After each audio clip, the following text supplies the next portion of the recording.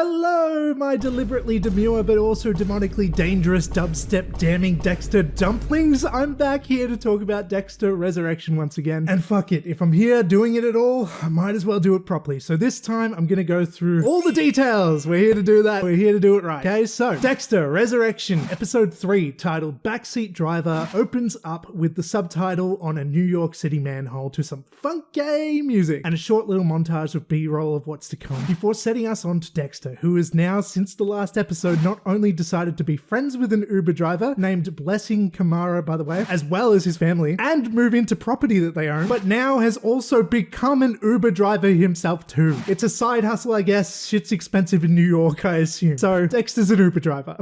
No, but obviously he's doing this to get closer to the case of the dark passenger killer. The killer who has been on the prowl and taking out ride-share drivers while donning some kind of magical future man hoodie that hides his face from all cameras somehow. It's made of like some light reflecting material or whatever, and basically it makes him invisible to cameras. It's a little bit sci-fi bullshittery, but I kind of like it. It's like kind of cool. It's a cool idea, you know what I mean? Anyway, the point really is though that Dexter becoming an Uber driver is really just all part of the research to him, along with the added perks of familiarizing himself with the area, getting to know New York City and whatever, you know. If it's going to be his killing playground, he should probably get to know the area and stuff, as well as the fact that him being a driver this way gives him sort of a cover story, I guess, which kind of feels a little bit flimsy because he never needed a cover story like that before, but hey, whatever, I get it. He's not working with Miami Metro now, so I suppose he needs some sort of cover story, I guess. Anyway, but he's not that great at acting the part of being a rideshare driver though, as one of his passengers snarkily is disappointed that he doesn't offer water bottles on his rides, resulting in Dexter getting a low driver rating of a 4.2 because anything below 5 is fucked basically. So he's told by his Uber driver mate Blessing that this is a terrible situation and Blessing is going to help him get his ratings back up somehow. But then interrupted by a call for Patrick Bateman, Dexter answers the phone.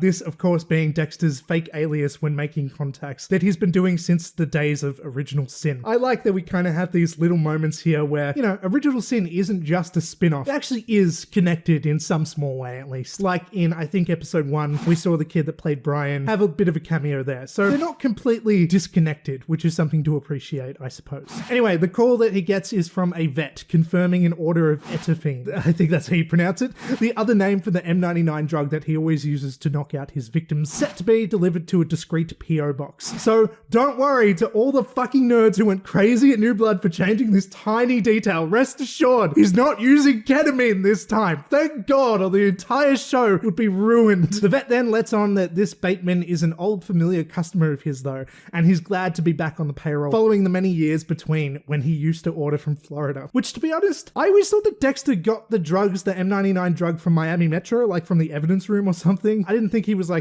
he had contacts or whatever, but I guess this kind of makes more sense being consistently reliable. So I suppose this vet guy has been his contact all along. We just never saw it before. Kind of makes sense, I guess. We don't see every detail. We don't see Dexter going to the toilet. I assume he also does that, so we don't need to see every detail, I guess. Anyway, a little later, we see Dexter at Blessing's house, just on his way through to his own space, but is stopped by the entire family to hang out with them for dinner. And they're all the nicest fucking people on earth, and it's funny to watch Dexter kind of awkwardly make his way through this interaction, particularly when they pray and say grace before eating, and he awkwardly looks around as if he doesn't know what the absolute fuck is going on. But to be fair, I might act the same way in that situation too. I don't know, I've never said grace. I don't know how it works. Anyway, so it turns out that the Uber driver man, Blessing's daughter, named Joy, is the most talented acupuncturist in the world, is insisting on moving interstate for her boyfriend Sam, intending to attend grad school, possibly in California. And hey, maybe this is just like setting up a path for Dexter Resurrection Season 2 to have Dexter tailing Joy in LA or something, who knows. But this all seems like pointless bullshit info that I don't super care about at this point. But it then leads into the questioning of what it was that made Dexter move interstate like Joy intends to. Blessing's wife Constance is on Dexter's ass about this because she's the landlord and is curious about the strange tenant with a mysterious 10-year gap in his history, which is pretty fair to be honest, right? He then just explains that he lost people and moved to get a fresh start. It's a generic but acceptable answer, and it's also true anyway. The point is though that Constance fills him in on the website that she used to look him up in the first place, which Dexter then starts using to look up the dark passenger killer. Now that Dexter knows his real name as of the last episode, which is Ronald Schmidt by the way, but keeps referring to him as Red or Mr. Red by the way, which kind of confused me as a little bit as to why, because his name is name's Ronald. Why is he calling him Red? I don't know. I guess it's kind of a nickname. Sorry if I forgot something really obvious from the last episode, because when I was watching the first 2 episodes last week, I wasn't taking notes. I wasn't intending to make videos. And I feel like I have to play a bit of catch up here. I wasn't quite like catching all the details and everything like that. So I'm sorry if I'm too stupid to watch TV shows. But the point is, Red Ronald is a guy who is very easy to find, it turns out, from this website. Dexter finds this guy pretty quickly. And by pretty quickly, I mean absolutely fucking straight away. No issues at all.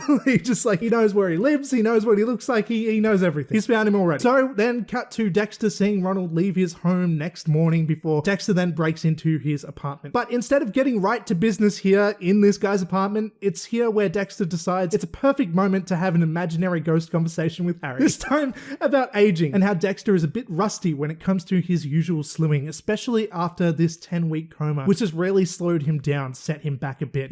He's really for the first time starting to feel his age. Yeah, Dexter's getting old, man.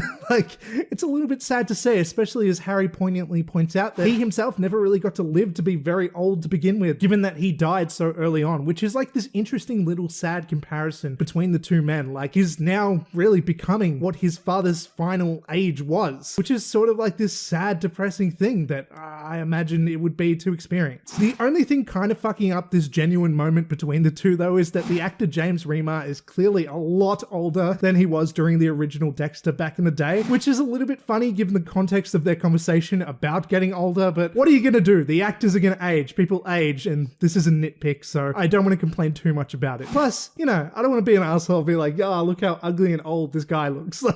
He just looks like a person who aged, I'm not complaining. I'm not being like, oh, Dexter Resurrection is ruined because James Remar looks older than he was 20 fucking years ago. Anyway, Dexter soon finds Ronald's secret stash in his apartment, though, where he keeps his murder weapon, a thin razor wire he uses to strangle his victims in the car from behind them, along with the trophies of their licenses, which he has kept in a space in his ceiling. Ronald is prime-time code-fitting material. Clearly the kind of guy that Dexter goes after, no doubt about it. Dexter then finds a mug on Red Ronald's desk, advertising a company called Bridge Data Network, which we assume he works at, and a phone number. Calling it, Dexter requests to send Red out the following day to his workplace or whatever, only to find out what his location's going to be, really. Obviously, Dexter doesn't actually have a business that needs his help and whatever. He just wants to know his whereabouts. So that makes it so that tomorrow night's the night. Kill you soon, Red. Dexter's voiceover reads, ending the scene. Later, we then see Dexter receiving some advice from Blessing on being the best Uber driver in the world. He gives him a packed out case full of amenities and a bunch of bullshit to keep his riders happy. The scene ends with Blessing heading outside to do some work on the house, taping up some parts of the side of the house to keep rats out or whatever. But the important part is that Dexter notices this metallic tape he uses. I think that's what it is. I think it's tape, or it's just a piece of metal or something. Anyway, the point is, we'll come back to that later. First though, Dexter is then now seen getting acupuncture work from Joy. Here we find out that she has a secret spot behind the bookshelf in the area, in the place that he's staying in now, where she used to live, in which she used to hide her weed, a spot which is sure to be filled with blood slides instead soon enough. Cut back to Harrison's side of the story, and we have some catching up to do though. We now see a scene of him speaking to the lead detective on his case, named Claudette Wallace, or Claudette the Cop as I'll call her, grilling him on the details revolving around the man that he killed in last week's episode. Obviously, they don't know that just yet, but they suspect some things, and things aren't looking great for Harrison. Like, for one, she connects that the now dead man, Ryan Foster, was fond of Harrison in some way, being a regular at the hotel. Harrison explains that this is because all the employees went out of their way to keep this guy happy, as he was a big tipper. Harrison in particular went above and beyond though, as we saw in the first episode where he gave Ryan the vapes or whatever those were. Sorry, I'm dumb. I don't super know what those were, but that was some sort of drug paraphernalia or whatever, right? I don't do drugs. I don't know this stuff. But the point is, this ends up making him look pretty bad when Claudette Wallace then brings up surveillance footage from the night of Ryan's death, asking if Harrison recognizes the woman he was with that night. He does, Shauna, who he doesn't name, but is honest about recognizing her. The bad news is that they found that she had been drugged that night, which sounds pretty bad given the fact that Harrison had just admitted to giving Ryan drugs just before this. Whoopsie. That's like a pretty bad giveaway there in that sort of context where it's like, well, you're a dude that, provides this guy with drugs who provided like a rape drug to this woman and then ended up being dead. Like, shit doesn't look exactly great for Harrison, but not so much so where he's just completely fucked and it's the most obvious thing that like he's a serial killer or some shit. This is really just like setting a path, if that makes sense. They're figuring things out, but he's not done for just yet. The footage though from that night is also sus, given that Harrison doesn't look overly concerned about Ryan bringing up a pretty obviously drugged up woman to his room, who, as Claudette the cop also informs Harrison that this woman isn't Ryan's wife, who he said he thought she was. And when Harrison is seen helping carry her drunkenly to Ryan's room in the surveillance footage, it also is pointed out that this is the last that anybody had seen of Ryan alive. And it's clear here that Harrison doesn't have the skill set of killing that Dexter does. Clearly he's screwing things up immediately, and there's just like 1,000 little things to pay attention to, and you could get caught from any stupid mistake, which is, you know, just bringing the tension up for Harrison throughout this season pretty much. Harrison is then asked where he went after this, to which he lies and says he went to a bar, explaining that the hesitancy to admit this was because he's under the age of 21, which, if you're like me and not from America, you might forget that that's the legal drinking age over there, not 18 like it is here. But anyway, he says he hooked up with a random with no definitive name, a Julie or Judy or whatever, something like that, and spent the night with her. To which Claudette the cop says he should probably get on to finding this non-existent person, as she is his alibi to his vaguely suspect situation. Anyway though, as I was saying just before, this all isn't exactly hard evidence of anything though, and this really is just like a hard questioning on Harrison. He's not under arrest or anything like that. You know, Claudette the cop is really only suspicious of him at the moment, but she does inform Harrison that he is not a suspect, which is bad. A little later, the detectives are seen investigating Ryan Foster's hotel room. Claudette the cop points out the incessant cleanliness of the room. It's almost like it's too perfect, as she walks around outside the hotel room now to search the hotel area outside. What? She then puts on like a large pair of headphones, and we can see that it's one of her quirks that she listens to music as she does like murder investigations, which we did see a piece of in the first episode when they discovered the body of Ryan. And I feel like this is really just kind of like a desperate little attempt at the show trying to give us something of a personality to her and make us like her. It humanizes her just a little bit as a needle drop plays of some classic rock song or whatever it was. It was Staying Alive, that's what it was. But the point is basically that, yeah, I feel like this is just a little bit of a shallow attempt at getting us to like her, to be honest, and I don't know if it super works that well. She really so far just comes across as a cop who is suspicious of Harrison, but plays music sometimes, I guess. I don't know, it's not that much of a criticism because it's still early on. Maybe she's going to be my favorite Dexter character ever in a few episodes. Who knows what's going to happen? But yeah, at the moment I'm just like, okay, she plays music. What a quirky, strange character, I guess. Kind of what it feels like the show is trying to portray anyway. She then puts together immediately though how the killer was able to get the body from the hotel room to being in multiple pieces down by the docks later. She picks out that the body could be hidden in one of those like hotel hamper trolley thingos that they push down the halls, and that the possibility of them, specifically them being Harrison by the way, could have taken the body down by the employee service elevator, which requires no access code and conveniently has no cameras around it either. It takes you straight down to the kitchen, which depending on the time that it would have been completely vacant, and pretty much gives somebody time to have cut the dead body up there and, you know, dispose of it in the garbage bags from there. Pretty much my point is that she sees everything one for one, exactly as figured it out. She doesn't quite know that it's Harrison just yet, but she knows what has happened here. So good for her. She's a good detective, I guess. Finally though, she then sees that the garbage bags are also the same type that they found with Ryan's body parts in them too. But the employee that is tying them up at that precise moment ties them up with like a slightly different knot or whatever than the ones they'd found. A dead giveaway that Harrison is soon to be caught using some sort of unique type of knot, I assume, and that's going to look bad for him in some sort of coming episode soon. Speaking of Harrison, we now see him a little bit later from Dexter's perspective from across the street, who is on the precipice of going to meet up with him for the first time since the events of Iron Lake, but is soon interrupted by a visualization of Harrison meeting with his female friend, a platonic friend I guess we will say for now, named Elsa Rivera, on a bit of a friend date at a cafe. And upon this, Dexter decides not to intervene for the time being. It's at this moment too where I was like, oh yeah, Harrison doesn't even know that Dexter's alive. I kind of forgot that, but yeah, dude, he thinks he fucking killed his dad and it's 10 weeks later and he's moved on. And he's like laughing away with this girl in this cafe. I get it, you can compartmentalize there's different things going on in your life and whatever, but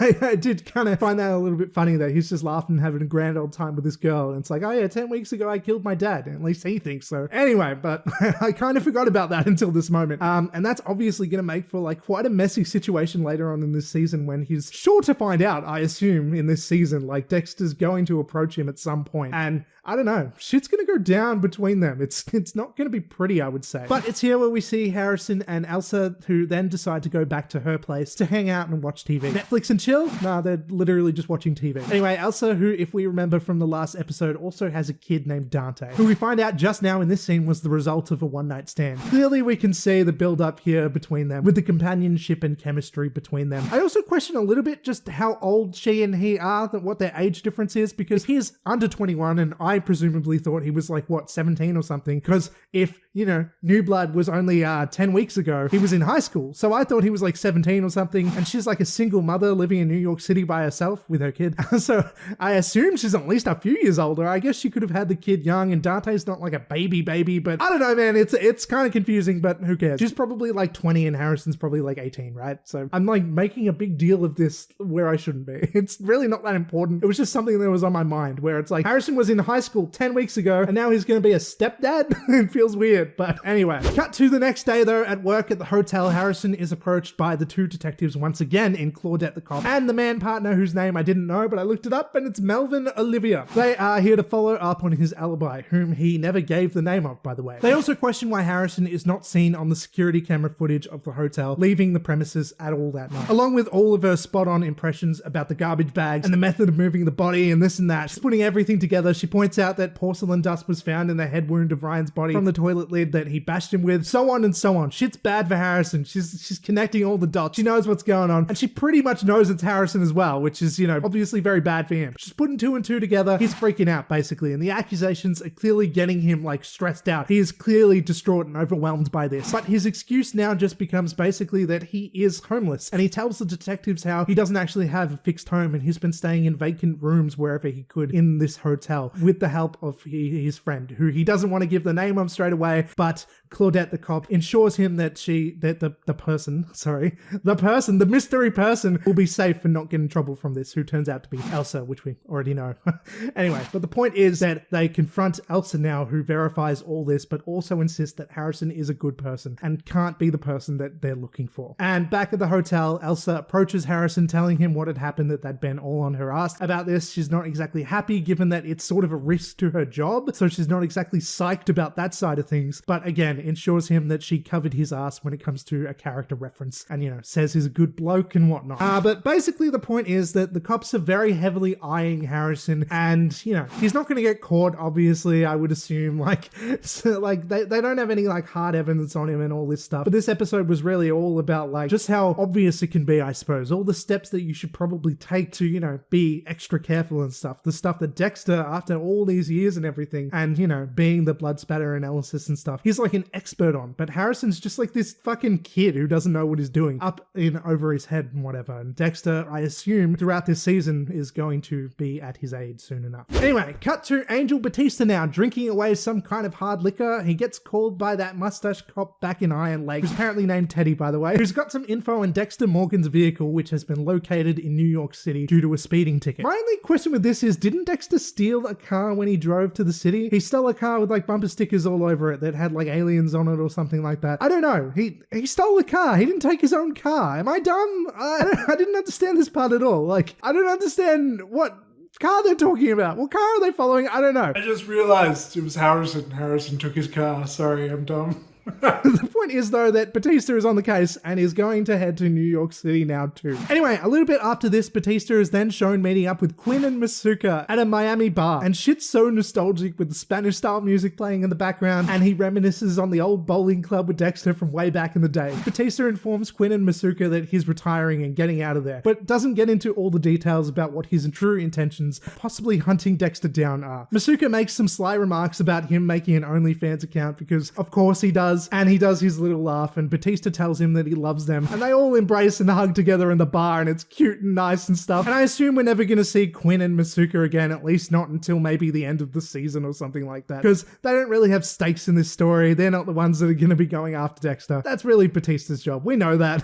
So I think this was probably just a little cameo from them, but it was nice to see them, especially in such a nice little scene where, like, nothing bad was happening. Nobody's getting killed. Nobody's in danger. They're just meeting up at the bar as old friends, and it was just kind of nice seeing them after all this time, especially since like we haven't seen those characters since 2013. They weren't in New Blood, so it's been 12 years since we've seen them, and I don't know, there was something nice about that. Now cut back to Dexter on the hunt, donning his New Blood style get up with a turtleneck. He's set up to pick up Ronald in an Uber, acting as bait, but is planning to reverse the attack. Before he arrives to take the ride though, Dexter is interrupted by another share rider, thinking Dexter is there to pick her up. She startles him and he drops his syringe though, that he had prepped for Red Ronald, who inconveniently shows up right at this specific wrong time. And before he's ready with the syringe in hand, now Red Ronald is in his backseat. And basically the syringe is like stuck between the seat and he's trying to get at it and, you know, remain calm and act cool and just drive and act like nothing's going on or whatever. And it's like this intense scene here. After driving for a moment, Red Ronald takes his wire out though and grabs Dexter from behind. In a strangely reminiscent way that Dexter grabbed his very first victim that we ever saw in the original Dexter pilot back in fucking 2006, by the way, when he strangled the guy from the back of the car, if you remember. Anyway, Red Ronald asks Dexter what it feels like knowing that he's gonna die, to which Dexter responds, it wouldn't be the first time, which is so fucking funny, before he realizes that he should probably change up his behavior and actually act like he's scared instead. Anyway, the one thing probably assisting Dexter in this strangulation situation is also that he's wearing a thick turtleneck, which I assume would help, but the real culprit assisting him there is that some of that metallic tape stuff that we saw Blessing use up and put on the side of his house earlier is also wrapped around Dexter's neck here, hidden away, obscured by the large turtleneck that I was just saying there. So basically the wire's not really doing a whole heap apart from like pulling him back. I assume there's some sort of like painful force there, but he's not being cut or strangled quite as much as he would be if it was just to like bare skin, because it's under both that plate of like metallic tape, whatever it is, and also the like turtleneck, which again, it's probably helping out in some way. It looks like a thick turtleneck, you know? So I'm sure that all helps. And as all this is happening, Red Ronald also speaks to his would-be victim menacingly, trying to intimidate Dexter, as Dexter grabs the syringe now rolling around on the floor and finally eventually does get it and knocks him out after a tense struggle between the two. Dexter cuts the tension between himself and the now unconscious man though, saying, didn't you know nobody likes backseat drivers? To which he gets like this really heartily chuckle out of. I kind of love how entertained by himself he seems in this scene. It's kind of like me sitting in this room amongst movies and looking at a camera and laughing at the dumb shit I say. Oh, no.